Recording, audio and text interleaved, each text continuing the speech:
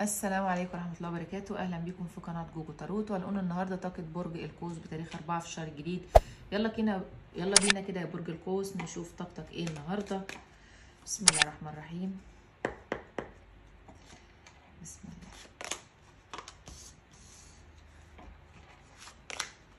طاقة انتظار مع القوس، في شيء قاعد مستنيه جديد في حياتك يا قوس، مش عايز تسرع. انا شايفاك كده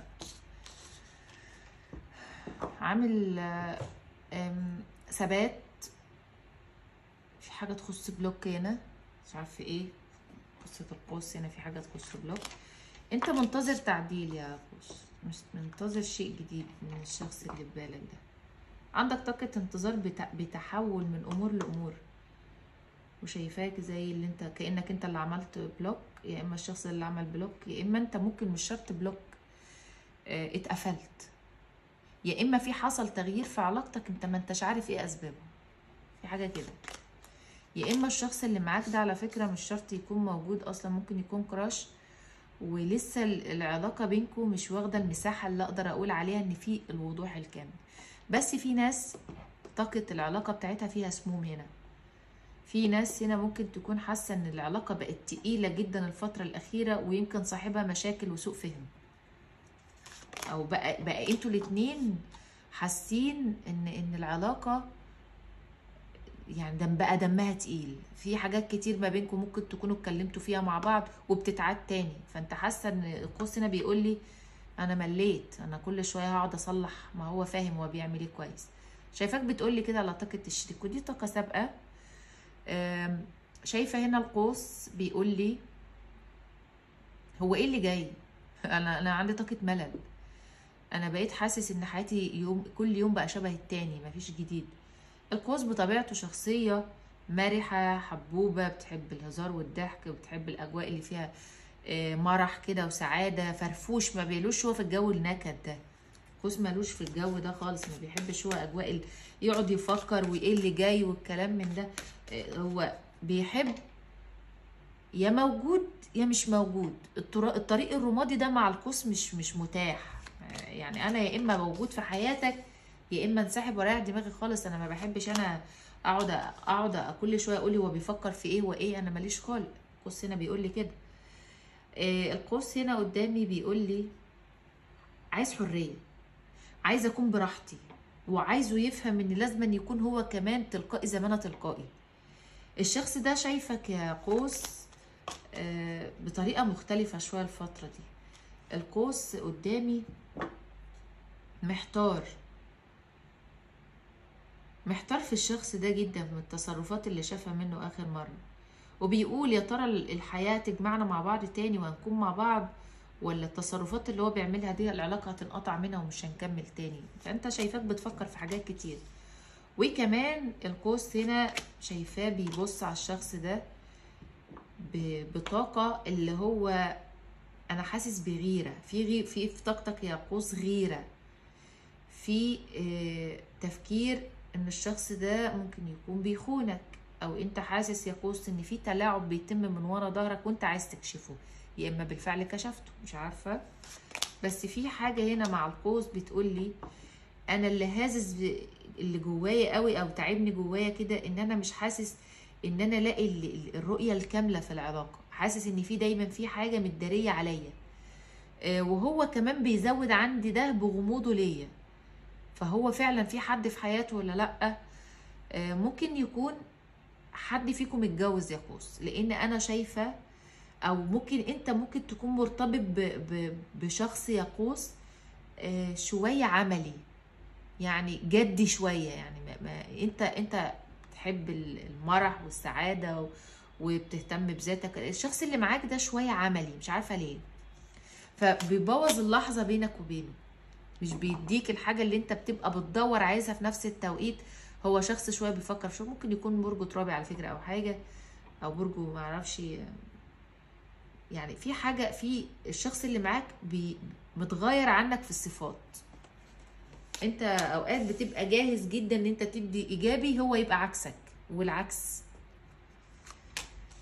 القوس هنا ممكن تكون جربت ان انت تتعافى وما قدرتش، وممكن تكون فكرت ان انت تفك تعلق وما قدرتش، ولسه ما زال الشخص ده في بالك وانت مش عارف تطلعه من عقلك، برغم ان انت ممكن تكون شفت منه كل شيء بيديك احساس ان حرفيا ما ينفعش ان انت تكمل معاه. هل الشخص ده بيحبك؟ اه بيحبك، بس انا مش عارفه ليه هو بيتعامل بجمود قلب، يعني مشاعره ما بيحبش يعترف بيها، او هو حاسس ان انا لما ابقى بحبه الكلام ده، لا يبقى انا كده انسان ضعيف. مش عارفه ليه هو طالع لي في الطاقه دي، برغم ان انت يعني انا شايفاك بتديله كل المشاعر اللي عندك ومش بتبخل عليه. هو اوقات بيكون بخيل عليك. هو شايفك ازاي في العلاقه هنا في الوقت الحالي وفي الطاقه الحاليه اللي احنا فاتحينها لبرج القوس؟ هو ممكن يكون شايفك اناني يا قوس، وشايفك ان انت بتاع مصلحتك، وممكن يكون قالك الكلام ده. اما هو شايف نفسه ازاي؟ شايف نفسه البريء اللي ما عملش حاجه. بس هو بيحبك يا قوس، الشخص ده ما اقدرش انكر ان في حب هنا، لكن القوس هنا بترد. انت هترد، يا اما بترد يا اما رديت بالفعل. وكمان في مراقبه قويه على السوشيال ميديا بين الطرفين الموجودين هنا، في تواصل كده قوي جدا، وممكن يكون في حد بيظهر للتاني ان الحياه مش فارقه بيك بقى، وخلاص انا تمام من غيرك، انا دنيتي زي الفل، انا مش عايزك، انا المراقبه اللي موجوده هنا للطرف اللي بيسمعني بيقول لي في المراقبه بتاعتي انا بكتشف ان انا ولا كنت موجود اصلا. لا بالعكس، انت موجود، بس الشخص ده بيمثل. رؤيته ليك رؤيه ان هو لازما يخليك تندم عليه، هو شايفك كده يا قوس. وفي ناس هنا في عيون عليها من اطراف تانية خالص غير الشخص اللي انا شايفاه. في ناس من برج القوس ممكن تكون بترفض علاقات جديدة بسبب الشخص ده، وممكن يكون في ناس ثابت، يعني ممكن يكون في ناس كانت متجوزة انفصلت من الناس اللي معاهم علشان الشخص ده، ويمكن هيرجعوا تاني للشخص القديم. في حاجة فيها خيبة امل مع القوس. هل بقى كل ده هيتعدل وهيكون الفترة اللي جاية فيه ايجابي؟ جدا. الشخص ده راجع معاك بطاقة جديدة يا قوس، وفي لم شمل تاني في علاقة كانت شبه انتهت او ما عادش ليها اثر اساسا وانت فقدت فيها الامل. هل الشخص ده شايفك ان انت شيء مهم في حياته؟ جدا. ليه؟ لان انا شايفاك يا قوس يعني اديت اللي نفسك تلاقيه. هو كان بخيل معاك شوية، بس انا شايفة ان اللافرز هنا في الاول بيقول لي العلاقة كان فيها عدم تناسق، يعني حد كان بيدي قوي والتاني كان بخيل، فهي دي العلاقة. مش شايفاها يعني ما وصلتش للحد اللي انت نفسك فيها قوس بسبب كده. في حب هنا، في حب، علاقة فيها حب، بس فيها عند، فيها تكبر، فيها شخص يعني شوية الشخص اللي مع القوس اقدر اقول ان هو اناني ومتكبر شوية، يعني بيحب يعني الانا عنده عالية. يعني انت ايه يعني؟ ازاي تبعد عني؟ يعني ما ينفعش تبعد عني اساسا، هو انا مش كنت حاجة في حياتك كده؟ معرفش الطاقة دي جاية لي مع برج القوس. الشخص بقى اللي في بالك ده يا قوس، بالنسبة للطاقات هنا اللي نازلة معانا عشان ما ننساش حاجة، بس الطاقات اللي نازلة مع برج القوس هنا شايفة أبراج ترابية، وفي أبراج مائية هوائية، وهو يعني في هوائي كمان بس بسيط.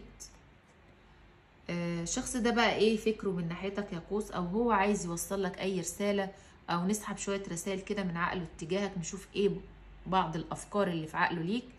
بيقول لك اتأكدت ان الانسان بيعرف قيمة الحاجة لما بتضيع منه. والله لسه قايله الكلام ده حالا. افتقدك جدا لما انت غيرت خط سيرك وبدأت تتعامله بطريقة عكس اللي انت كنت بتعامله بيها. حاسس ان كل حاجة بتحاوطني وكان مفيش مفر. الشخص ده مفتقد القوس، ما ينفعش امشي من غيرك. الشخص ده بيشوفك حاجة مهمة. حاولت كتير اتصل بيك لكن كل مرة بتوتر جدا. الشخص ده باقي عليك جدا يا قوس، ويمكن بيحاول معاك وانت اللي يمكن كمان دلوقتي مش بترد. انت تستاهل اكتر بكتير من اللي قدمتهولك. يعني هو لسه بيقولك انا لسه عندي كتير وعايز اقدمهولك برضو، لان انت لسه تستاهل الاكتر. بحبك اكتر مما تتخيل. الشخص ده متعلق بيك يا قوس، وارجع اقولك الشخص ده متعلق بيك جدا. طمني على حالك يا كل حالي. حتى لو في انفصال ما بينكم في عودة في العلاقة دي. اني اسيبك تمشي كان اصعب شيء بالنسبة لي. في حاجة بعدت بينك وبين الشخص ده يا قوس، حاجة قوية. وممكن يكون في علاقتك اتعمل لك سحر تفرقة او شيء، لان اللي بيحصل قدامي ده مش طبيعي، والسموم دي حاجة مش طبيعية. وممكن يكون في للبعض هنا سابوا بعض بسبب حاجات روحانية. ممكن يكون حد عمل لك حاجة وخلاك سبت الشريك، او في حد افتعل شيء مش حلو في برج القوس، معرفش. تعالوا كده نشوف يا برج القوس الرسالة بتاعتك ايه هنا، او الارشادات اللي اوركل هنا عايز يوصلها لك. ايه بقى هنا الرسالة ليك يا قوس؟ بسم الله. دعاء. لقد رأت الملائكة والمرشدك الروحي معاناتك. عيب والله. فهنا الرسالة بتوجه لك كده صريحة، حاول الفترة اللي جاية تلح بالدعاء. في شيء هيتحقق لك لو استمديت بالدعاء فيه كتير، او لحيت بالدعاء فيه يا قوس. في حاجة هتتحقق لك قريب قوي، في شيء على وشك انه يتحقق، بس التزم الدعاء يا برج القوس.